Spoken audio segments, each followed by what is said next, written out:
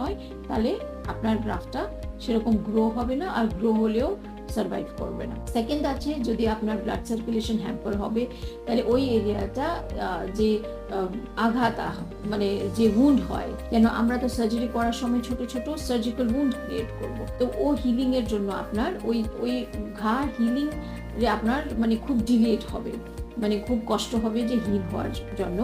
Third আছে, আপনার ইমিউনিটিটা কম হয়ে যাবে যদি আপনার সুগার লেভেলস বেশি আছে। ইমিউনিটি মানে হচ্ছে আপনার যে আর্মি অফ সেলস আছে, আমার শরীর তো ডেইলি ভাইরাস, ব্যাকটেরিয়া, এসব নানা রকম রোগ নিয়ে এক্সপোজার থাকে আমার শরীর, তাহলে আমার আর্মি আছে ইমিউনিটি, সেটা আমাকে বাঁচায়। কিন্তু যদি আপনার সুগার লেভেলসটা খুব বেশি আছে, আপনার যে ইমিউনিটি আছে সেটা কম্প্রোমাইজ হয়ে যাবে। তাই জন্য ডায়াবেটিসের পেশেন্টের ট্রান্সপ্লান্ট করার পর ইনফেকশনের রিস্কটা বেরিয়ে যাবে।